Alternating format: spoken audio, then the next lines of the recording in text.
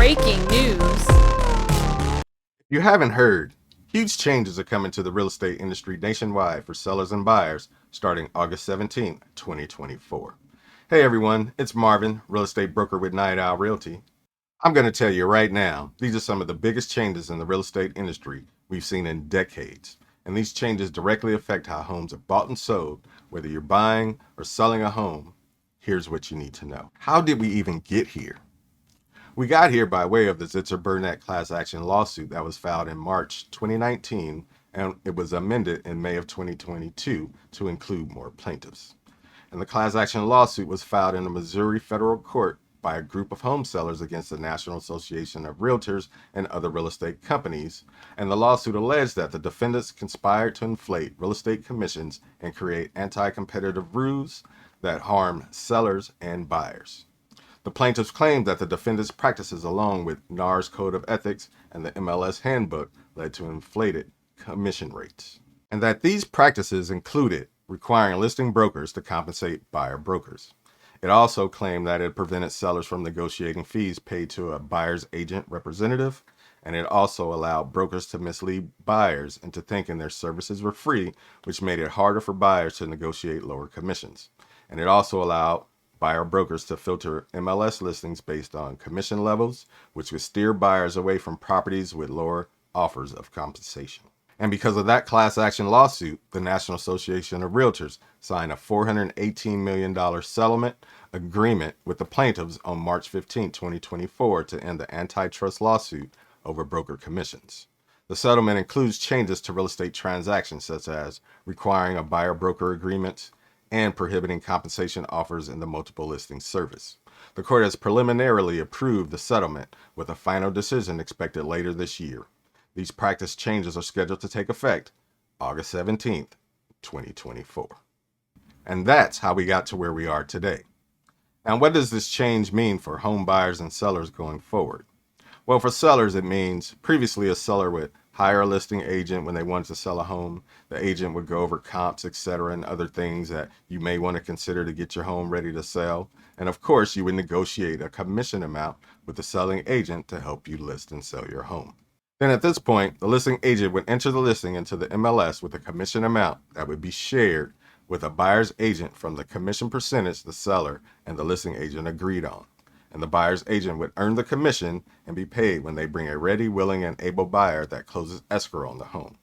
Now, going forward, commissions will be decoupled and compensation amounts can no longer be entered into the MLS to let buyer agents know what the compensation amount is that they could receive if they bring a buyer to the listed home and successfully close escrow. Now, sellers will only pay the listing agent they hired compensation directly, and buyers will be responsible for handling their buyer agent compensation separately. This change aims to create more competition among buyer agents and could potentially lower compensation amounts charged for buyers and sellers.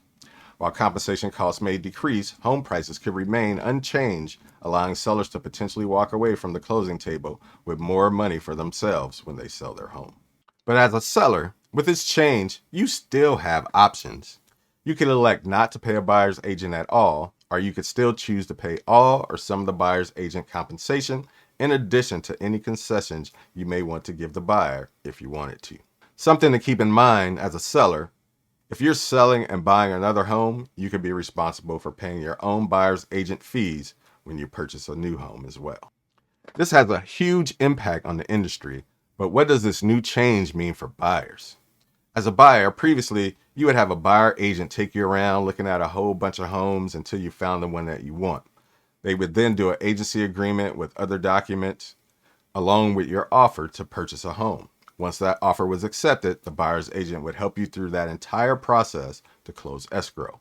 I would bet a whole lot of money, and I would say in most cases, you didn't have to pay a buyer's agent out of your own pocket. Your agent got paid compensation offered by the seller's listing agent. Now, don't be surprised when agents ask you to sign a form to view a home you want to look at even on the first visit. Because of this new change, all agents who are realtors are required to have a signed written agreement prior to showing any homes to a buyer. Now you can't say you don't know because I just told you. And as a buyer, you will need to sign a buyer-broker agreement to show property outlining and formalizing the relationship and compensation terms like the agent fees, which could be a percentage of the sales price of the home, or it could be a flat fee you'll have to pay them to help you purchase a home. Yes, as a buyer, now you may have to pay compensation directly to a buyer's agent out of your own pocket if there is no compensation from the seller. This is designed to shift some financial responsibilities from the sellers to the buyers, which could significantly alter the landscape of the real estate market for home buyers, for sure. Did it just get harder to buy a house? As a buyer, you already had to come up with money for down payments. You needed money to open escrow. You needed money for inspections. You needed money for appraisals. You need money for closing costs, etc. It's already hard enough for first-time home buyers and buyers to come up with those funds just to be able to buy a home in the first place. Now you'll possibly have to add buyer compensation fees on top of all those other amounts that you have to come up with. Let's say a seller isn't offering to pay your agent's compensation, and you don't have any or all of the money to pay for a buyer's agent to help you purchase a home. What can you do? The easy answer is you can find another home that is offering buyer's agent compensation. But if you have your heart set on a particular home, and that's the one you have to have, you could do a seller compensation addendum submitted with your offer, asking the seller to compensate the buyer's agent who is helping you. Hopefully the seller will agree.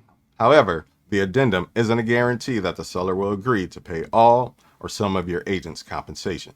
But like they say, it's always a no unless you ask. And if the seller says yes, then guess what? It's all gravy.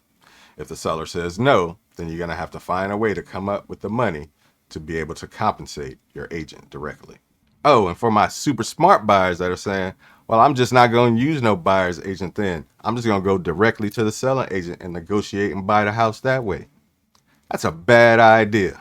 Have you ever heard the term screw the pooch? Yeah, that's the biggest, worst mistake you could ever make. You know why? Of course you know I'm going to tell you why. Because I wouldn't be doing my job if I didn't. It's because of dual agency. That means that the selling agent is representing both parties in the sale, and you may be risking a lack of representation for yourself as a buyer.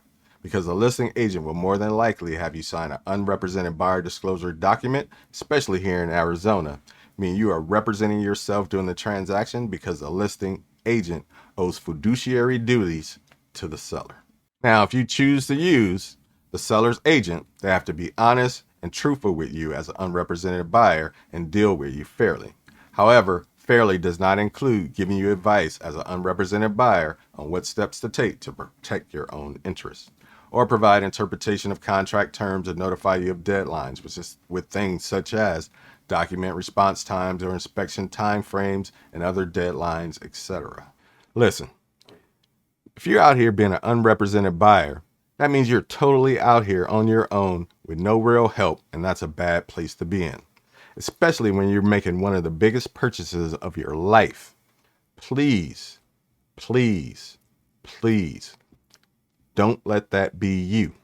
Do not be an unrepresented buyer. You know, it doesn't matter if you're buying a home or selling a home.